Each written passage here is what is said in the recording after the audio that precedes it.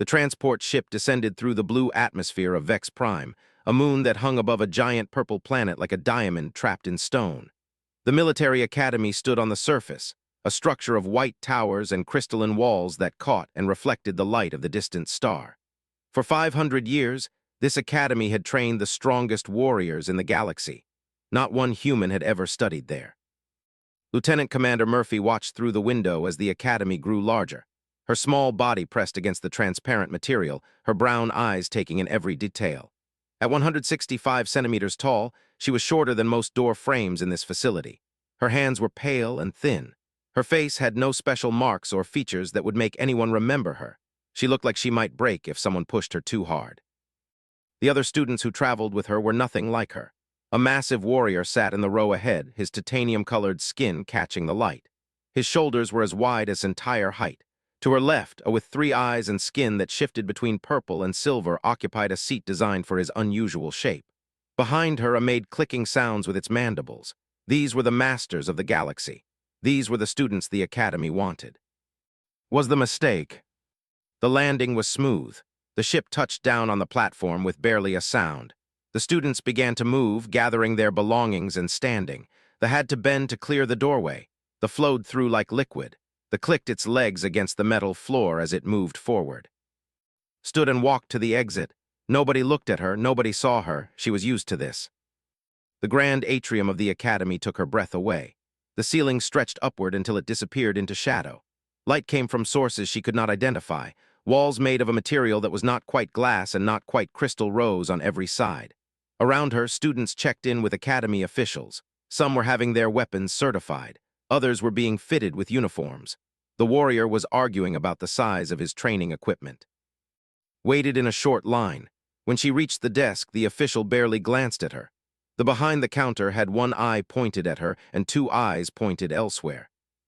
"Name?" the official asked. "Murphy," she said. Her voice was quiet and clear. The official's eyes narrowed, all 3 of them focused on her now. "You are the human." "Yes." The official worked with a device in front of him. Information appeared on a screen that could not see. The official made a sound that might have been surprise or might have been annoyance. "Dormitory 7, your orientation begins in 4 hours. Do not be late." The official pointed to a door on his left without looking at her again. Dormitory 7 was on the lower level of the academy, walked through corridors made of white stone. Other students passed her without seeing her. A group of young raced past, their voices high and excited. A pair of moved slowly, their armored forms making soft, clicking sounds with each step. Nobody stopped her. Nobody welcomed her. She was simply there, like a piece of furniture that did not belong. Her room was small, a bed that was too short for most species but perfect for her size, a desk, a window that looked out onto the training grounds below. Put her bag on the bed and looked at the view. She could see training fields where alien warriors moved through exercises. She watched a practice strikes against a target made of some material she did not recognize. The strikes left no marks. She watched a levitate objects through the air using only thought. She watched move through patterns so fast they seemed to blur. She had 4 hours. She used them to unpack and to study the academy materials that had been placed on her desk. She read the rules. She learned the names of the key instructors. She memorized the layout of the campus. She studied the combat regulations. She took notes on every species and their known abilities. When her hands grew tired, she stopped and looked out the window again.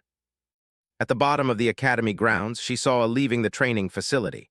The water-based species moved slowly on land, its blue-white form glistening. It was smaller than most other species, and it walked alone. The other students did not approach it. It did not approach them. Understood something about loneliness by watching that creature for just a few moments. The orientation took place in a large hall. 200 students sat in seats arranged in circles. An instructor stood at the center. He was massive, even for his kind. His voice boomed across the space without needing technology to amplify it. "You are here because you are exceptional," he said. "In this academy, you will learn to fight. You will learn to survive. You will learn to lead. Most of you will not finish. Some of you will not survive the first month. This is expected. This is training for warriors, not children." Sat in the back, she listened. She took notes on a device that recorded everything. The instructor continued speaking about the rules of combat, the expectations for students, and the ranking system. Students earned rank through performance in training and tournament. Higher rank meant better resources and better training opportunities. The lowest-ranked students received minimal support. The message was clear: prove yourself or suffer. When the orientation ended, went to the cafeteria. The space was enormous and filled with noise. Students sat in groups separated by species. They gathered together. They occupied a corner where the air itself seemed to shimmer. They clicked and chirped in rapid conversation. Found a table alone and sat down. She pulled food from a dispenser, simple food that her human body could digest. She began to eat. A shadow fell across her table. A named stood above her, his form towering even over humans who were his height. His mandibles clicked in a way that sounded like laughter.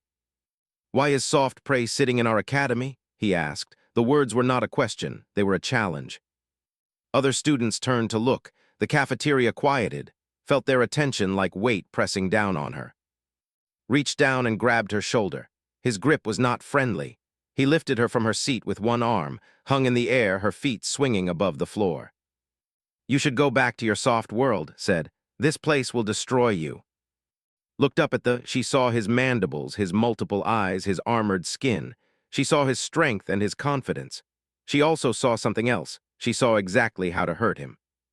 "Put me down," she said. Her voice did not change. It did not shake. Laughed no. Reached up with her right hand. She found the pressure point whereas by the next morning every student at the academy knew about Murphy. The story had changed by the time it spread through Dormitory 7, then across the entire facility. Some said she had broken this arm. Others said she had used alien technology. A few claimed she possessed telepathic abilities like the truth was simpler. She had hurt him with training and knowledge. But simple truths are less interesting than myths, so the myths grew instead. Attended her first combat class as if nothing had happened. The instructor was of a species known for their patience and discipline. Unlike the cafeteria incident, nobody challenged her during class. They all watched her instead. When she moved, they tracked her movements. When she sat, they noticed. The cafeteria had made her visible, and visibility was dangerous in a place where strength was the only value that mattered. The class learned about basic fighting forms. The instructor showed them positions, movements, and techniques. The students moved with power but lacked precision. They moved with speed but lacked balance. They used their minds but struggled with physical control. When moved, everything she did was precise. She was not the strongest. She was not the fastest, but she was correct. After class, 3 students approached her. They were not aggressive. They wanted something else. "Teach us," one of them said. His name was, and he was the youngest of the 3.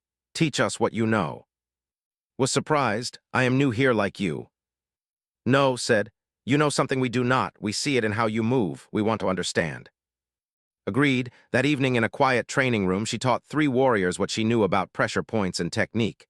She showed them that strength was useful only when directed properly. She showed them that the largest opponent could be defeated by someone who understood leverage. The students learned quickly. By the time they left, they were different, more careful, more aware. Word spread again. This time it was not about violence. It was about knowledge. Students began requesting private sessions with. She agreed to teach any who wanted to learn. Soon, she had students from 5 different species coming to her in the evenings. Humans had always been seen as primitive. Now they were being seen as teachers. The Academy's scientific division noticed the change. They began studying in secret. They tested her strength. They measured her reflexes. They examined her genes and compared them to other species. What they found was remarkable. Humans were not the strongest at any single thing, but humans were good at everything. They had endurance that rivaled species designed for long-distance movement. They had problem-solving ability that matched telepaths. They had pain tolerance that exceeded species that had evolved in hostile environments. And they had something that could not be measured in a laboratory. Humans could adapt. The lead scientist, a named Aura who also served as the Academy director, began keeping detailed records. Aura was old, even for her long-lived species. She had seen empires rise and fall. She had seen species develop and disappear. She understood that she was watching something important happen. 1 week after arriving, was invited to the Academy tournament. The announcement came through official channels. All students could compete. Combat was regulated. Weapons were electronic and set to non-lethal force, but injuries still happened. Defeat still meant pain. His first match was against a young warrior named. The irony was not lost on either of them. had become one of her students. He knew what she could do, but knowing and experiencing were different things. They stood in the arena. The tournament floor was round and made of material that was soft but would not break. Above them, thousands of academy students filled the viewing area. Cameras broadcast the match to audiences across the moon. This was entertainment and competition combined. The charged had learned technique from, but his instinct was still to use power. He came forward with massive strides. His arms were raised to strike. He was confident because he was large and strong. Did not back away. She moved sideways, using this own momentum. As he passed her, she grabbed his arm. She pulled him forward and down. She used his weight as a tool, crashed into the arena floor hard enough to crack it slightly. He tried to stand. His head was spinning. The match was over, had won without throwing a single strike. The crowd erupted. Some cheered. Others sat in shocked silence. The warrior lay on the ground, breathing hard, understanding now that being her student and facing her in combat were very different experiences. The second match came 3 days later. Her opponent was unnamed, though was faster than any had faced, moved with confidence because she had never been defeated. She was young. She was hungry. She wanted to prove herself against the human who had hurt, but had been watching the species since she arrived. She had studied their patterns. She knew that all of build moved in a specific way. Left front leg led the charge, right mandible followed with a strike. The order never changed because it was how their bodies worked, waited for to begin the attack. When the moved was already moving, she stepped inside the attack. She used the pressure point below's eyes, the same place that had hurt, fell backward, caught her before she hit the ground and helped her to her feet. The respect was instant. A warrior had defeated another warrior and then shown mercy. In alien culture, this meant something. This meant honor. Match after match won. She faced and used his own armor against him, finding the gaps and using leverage. She faced and resisted his telepathic pressure through breathing techniques and meditation. She faced and adapted to each of his changes in tactics. Every victory was different. Every victory showed something new about how humans could fight. By the end of the tournament, was ranked in the top 20 students of the entire academy. For a human, this was impossible, for it was just the beginning. Lorne, that she had seen on her first day, approached her after the final matches. The water-based creature moved slowly on the dry land of the training grounds. "You are extraordinary," Lorne said. Her voice was soft and kind with no challenge in it. "Would you like to be friends?" Smiled. It was the first genuine smile anyone at the academy had seen from her. "Yes," she said. "I would like that very much." That night, as lay in her small bed looking out at the stars, she did not know that her tournament victories had set something in motion. She did not know that forces in the galactic government were beginning to move. She did not know that powerful species were meeting in secret to discuss what she 2 weeks after the tournament ended. A group of 4 elite students challenged to an exhibition match. The announcement was made in the cafeteria during breakfast. The 4 students were among the highest-ranked warriors in the academy. They wanted to understand how a human could defeat so many powerful opponents. They wanted to challenge her in a way that would reveal her true nature. The leader of the group was unnamed. Unlike who had become her student, represented the old way of thinking. Strength was the only thing that mattered. Technique was a trick. Victory belonged to the powerful. Had won more matches than any other at the academy. He was large even for his species, and he had never known defeat.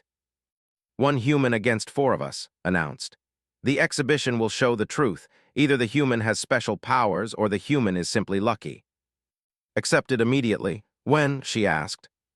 "Tonight in the main arena, at sunset." Lorne expressed concern when she heard the news. This color had shifted to a pale blue, the color of worry for her species. "This is a trap," Lorne said. "They mean to hurt you. 4 against 1 is not honorable fighting, it is execution." "Yes," agreed. "But I have accepted. Backing away now would show weakness, and in this place weakness is death." The day passed slowly, spent most of it in her room, meditating and preparing her mind. She went through the movements she had learned as a child, techniques taught by soldiers who believed that the mind was as important as the body. She breathed. She centered herself. She became still inside, like water with no ripples. As the sun approached the horizon, painting the sky in shades of orange and red, walked to the main arena. The structure was larger than the tournament arena, designed to accommodate fights that required more space. A crowd had already gathered. News of the exhibition had spread quickly. 3,000 students and academy staff lined the viewing areas, and his allies stood in the center. Was enormous, nearly 3 meters tall, with skin the color of dark metal. To his right was a with mandibles that had been ceremonially sharpened. To his left was a named whose body was covered in armor-like plating. Behind them stood a fourth fighter, a named who was known for regenerating quickly from wounds. Entered the arena alone. The crowd fell silent. The size difference was obvious, was at least 10 times her weight, was twice her height. Even the others were larger and heavier than she was. She looked like a small animal entering a cage with predators. The referee, wearing official markers on her skin, explained the rules. The exhibition would continue until 3 of the 4 opponents could no longer fight. It was designed to last a long time. It was designed to tire her. The first bell rang. Charged immediately. He had decided that speed would eliminate the human quickly. He moved faster than most could move, closing the distance in just a few seconds. His fist was raised, ready to strike. Did not resist. She did not try to stand her ground. Instead, she moved with his momentum. As past her, she stepped to the side and pushed gently against his massive arm. The giant crashed into the arena barrier hard enough to crack it. He stumbled backward, disoriented, blood running from a cut above his eye. The crowd gasped. Attacked next. That was fast, much faster than the. His mandibles snapped and his legs moved in patterns designed to confuse opponents. But had studied movement. She knew the patterns. Every species moved in the way their bodies required them to move. Could not change that. He moved left front leg first always. His strike from the right mandible always followed, predicted each move. She moved inside his attacks and applied pressure to the soft spots between his armor plating. The screamed and fell to one knee. Came next, moving with the calm confidence of someone who had defeated hundreds of opponents. This armor made him nearly indestructible. Could not damage the armor, but armor had seams. It had joints. Where movement was possible, damage was possible. Dance between strikes, finding the weak points and exploiting them. A pressure point on the inner arm joint, a strike to the back of the knee. Thus movements became slower. His breathing became labored. By the time attacked, the realized what was happening. This was not a challenge. This was a dismantling. He came forward with less confidence than his allies had shown, met him calmly. She used his own attacks to move him where she needed him. She found the pressure points that caused pain without causing permanent damage. When tried to regenerate his wounds through sheer will and internal energy, changed her approach. She targeted his joints and his nervous system. After 20 minutes, he could no longer stand. The exhibition ended in silence. Still conscious, though barely, managed to sit up. His massive frame rose partially, and he looked at. In his eyes was something that had not been there before the match. It was not respect, not exactly. It was recognition. She had defeated him not through luck or special powers, but through knowledge and technique. She had shown him that his way of fighting was not the only way, maybe not even the best way. Helped each of her fallen opponents to their feet. Was still bleeding. His armor was cracked, limped, could barely stand, but they were alive, they were intact. She had defeated them without destroying them. The crowd erupted. Some cheered, some sat in stunned silence, some whispered to those around them.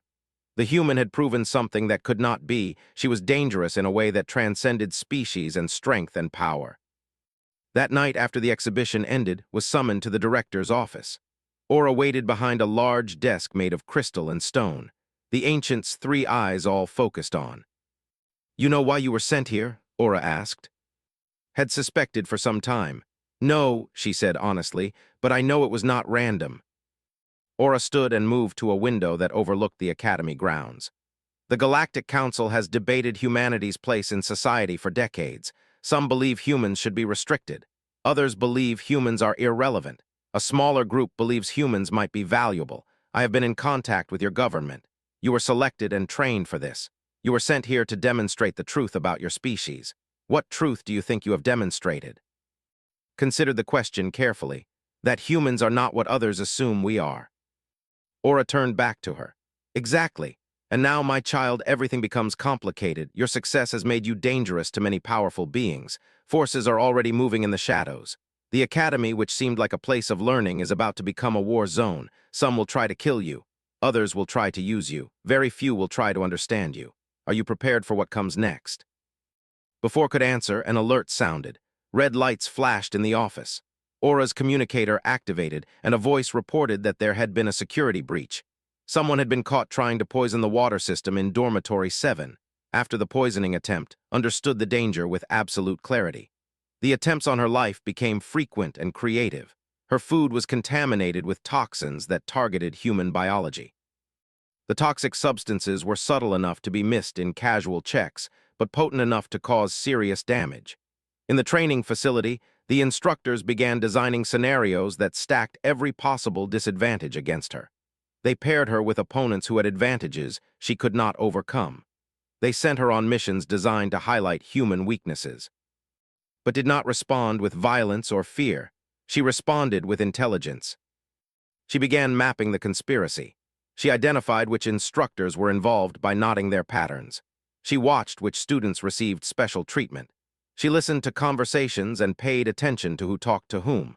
She kept detailed records in a small device that nobody noticed because she had learned to hide things that should not be noticed. Within 2 weeks, she had compiled a list of 37 people involved in the conspiracy. At the top were 3 academy officials. Below them were several instructors. At the bottom were students who had been recruited and promised rewards for their participation. The motive became clear through careful observation. The military establishment feared that humans might become a threat to their dominance. The government worried that human adaptability would make them unpredictable allies.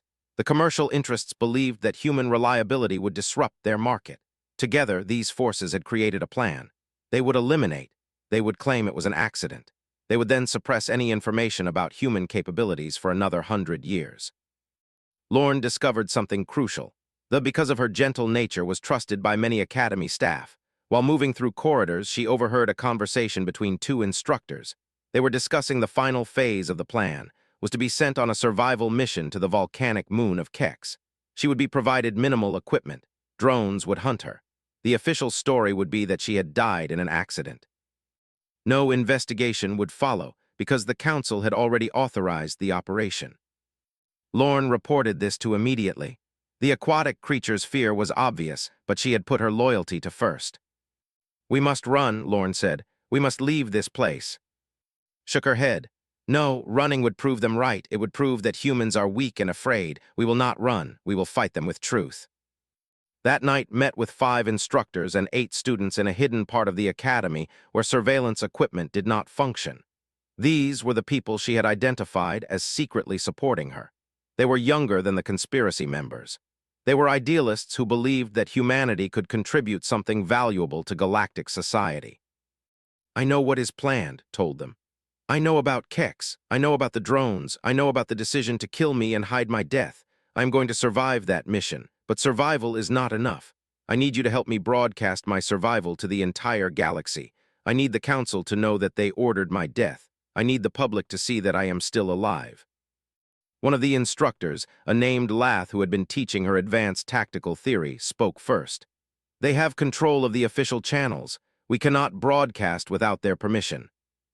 "Then we will use channels they do not control," said.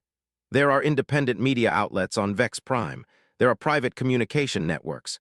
You will modify the Academy's security feeds to show my survival. You will send that footage to these independent sources. By the time they can stop one transmission, 100 others will have already sent the information across the galaxy." The 8 students exchanged looks. What was asking was dangerous. It meant betraying the authority structure of the Academy.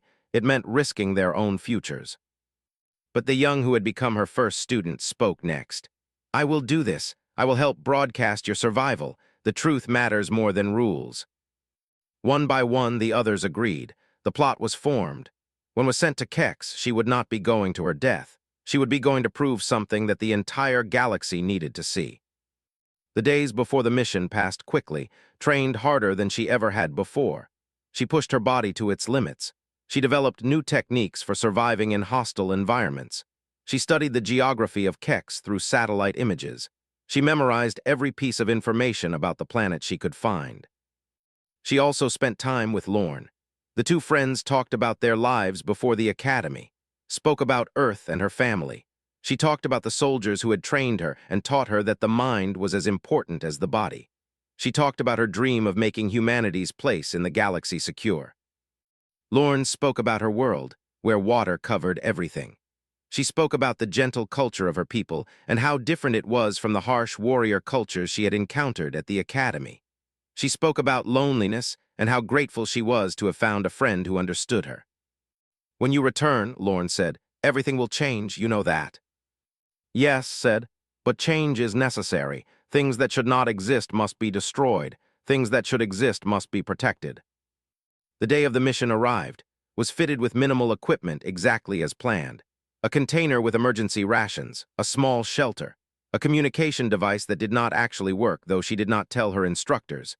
She was taken to the launch platform. A small shuttle waited. She was placed inside alone. As the shuttle rose into the atmosphere, looked back at Vex Prime. The moon was beautiful in its way, with white towers reflecting sunlight. She thought about the students she had taught. She thought about Lorne waiting below. She thought about and the others who had decided to believe in her. The shuttle descended toward Kex. The volcanic moon was harsh. Red stone and black ash covered the ground. Lava flows glowed in the distance. This was a world designed to kill, but was designed to survive. As she stepped out of the shuttle, the drones activated. Red lights indicated they had found her. The hunt was 72 hours. That was the length of battle against Kex and against the drones that hunted her. She moved across terrain that would kill most species. Black ash covered the ground in places, deep enough that each step required effort. Lava flowed in rivers that she had to navigate carefully, using the cooler edges and jumping between rocks. The temperature swings were extreme. During the day, heat rose from the ground. During the night, it plummeted. Without proper shelter, death came quickly. But was watching and being watched. The 5 instructors and 8 students had modified the Academy's security feeds exactly as planned. Satellite cameras tracked as she moved. Her progress was being broadcast to independent media outlets that received the feed and passed it along. Within hours, every media network in the galaxy was showing footage of the human girl surviving on an impossible world. In the first 12 hours, built shelter using the materials the hostile environment provided. She found a cave system near one of the lava flows. The heat from the lava kept her warm at night. She used rocks to block the entrance from the drones. She created tools from materials around her. A sharp rock for cutting. A strong stick for digging. Cloth she tore from her clothing to create containers. The drones hunted her constantly. They were programmed to track her heat signature, her movement, and her presence. When they located her, they attacked with energy weapons that left burns and bruises but did not kill. The drones were designed to force her toward exhaustion, to break her down slowly. Responded by thinking like someone who had been trained in survival. She moved during volcanic ash storms when the drones could not track her heat signature. She cooled her body by entering water systems fed from underground springs. She created false trails using the drones' own heat signatures against them, bouncing the energy weapons off rocks to confuse the tracking system. Across the galaxy, people watched. Humans watched their daughter fight on a hostile world. They saw her refuse to quit. They saw her adapt to each new challenge. On Earth, streets filled with people staring at screens. For the first time in recorded history, humans were not seen as primitive or weak or unimportant. They were seen as something special. The military watched and became worried. This human was demonstrating qualities that no single warrior they had ever trained possessed. The government watched and began to question whether suppressing such a species was truly wise. The commercial interests watched and realized that humans might be valuable allies rather than disruptions. But there were others who watched and grew angry. The conspiracy members at the Academy watched their plan fall apart. The council members who had authorized the killing began to receive communications from their own governments. Do not do this. Do not kill the human. The entire galaxy is watching. The political cost would be too high. In the volcanic caverns of Kex continued her survival. She learned to hunt. She caught creatures that lived in the volcanic environment, small things with hard shells that could be broken open for meat. She learned to create water from the steam that rose from geysers. She crafted better tools each day. Her shelter improved. Her effectiveness increased. On the 71st hour, the drones changed tactics. Instead of hunting, they began herding her toward the extraction point. The authorities at the Academy had received orders from above them. Bring the human back. Keep her alive. The conspiracy had failed. Understood what was happening. She made her way toward the extraction point deliberately. She did not run or hide. She walked openly across the volcanic landscape, her body battered and burned but clearly alive. The cameras recorded every step. The rescue shuttle arrived at the designated location. The drones pulled back, climbed into the shuttle with the same calm she had shown when entering the arena for the exhibition match. A recovery team was waiting inside. They had medical supplies and fresh water. They treated her wounds while she drank and ate. "You made it," one of the recovery technicians said. They seemed genuinely surprised. "Yes," said, "I made it." As the shuttle rose toward orbit, looked back at the volcanic world. She had survived worse than fire and poison. She had survived fear and conspiracy and betrayal. She had survived because she understood something that the galaxy had not yet learned. Humans were dangerous because they could not be broken. The council convened in emergency session. The images of survival had spread to every corner of the galaxy. Governments were receiving communications from their citizens demanding explanation. The conspiracy was exposed. 3 council members resigned in disgrace. The officials who had authorized the killing were called to testify. And then Lorne did something unexpected. She requested emergency access to the council broadcast system. As a student at the academy, her request should have been, but political pressure forced them to allow it. Lorne stood before the assembled council and spoke in her soft voice. She talked about meeting on the first day. She talked about loneliness and how it shown her kindness. She talked about the lessons it taught through her actions rather than words. She talked about how it shown her that strength came in many forms and that the smallest voice could matter. "Murphy is my friend," Lorne said. "She is human, and humans are what we have been missing all along. They are not threats. They are not primitives. They are people who understand something we have forgot, how to be kind and strong at the same time, how to survive without losing their compassion, how to be lethal without losing their humanity." The council listened. They voted, not unanimously but with overwhelming majority, to officially recognize humanity as a full participant in galactic society. Humans would have equal rights. Humans would have access to technology and education and opportunity. The age of human suppression was over. Returned to Earth as a hero, but she was quiet about her achievements. When reporters asked about her time at the academy, she gave simple answers. She learned, she trained, she made a friend. What she did not say was that she had come to understand her own species in a new way. Humans were dangerous because they refused to accept that something was impossible. They were valuable because they could adapt to anything. They were special because they could love and fight at the same time. Years passed. Humans began joining galactic institutions. They became soldiers and scientists and teachers. They brought with them the qualities had demonstrated. They brought adaptability. They brought determination. They brought moral courage. Lorne eventually transferred to study diplomatic relations. She and remained friends across the stars. They would visit each other when their duties allowed. They would talk about the changes that had come to the galaxy. They would remember the academy and what it had meant. Stood on a viewing platform at the academy years after her return. The academy had been transformed. Now students from hundreds of species trained together as equals. Among the new students were 3 humans, walking with confidence, knowing that someone had cleared the path for them. She thought about those who had tried to kill her. She thought about those who had helped her. She thought about the choice she had made to fight rather than run. The quiet new student had arrived years ago and changed everything. But in the quiet moments when she stood alone and looked at the stars, knew the truth. She had not changed the galaxy. She had simply refused to let the galaxy define her. And sometimes that refusal was the most dangerous and beautiful thing any person could do. She looked at the hostile landscape and smiled. Let them try, she thought. They have no idea what they have created when they created a human soldier who refuses to die. She began to run. The war had begun. She only knew that she had found a friend and that she had learned something important. The academy was not just a place to learn. It was a battlefield, and wars were being fought there that had nothing to do with combat. On was thinnest just below his upper left eye. She pressed with precise force, not with strength but with knowledge, with technique. Screamed, his grip on her shoulder loosened, fell to the floor.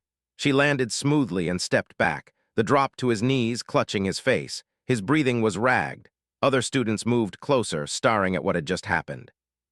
In the sudden quiet of the cafeteria, walked back to her table. She sat down. She continued eating her simple food. Around her, 200 alien warriors realized something important. The human girl was not what she appeared to be. The rumors started that night.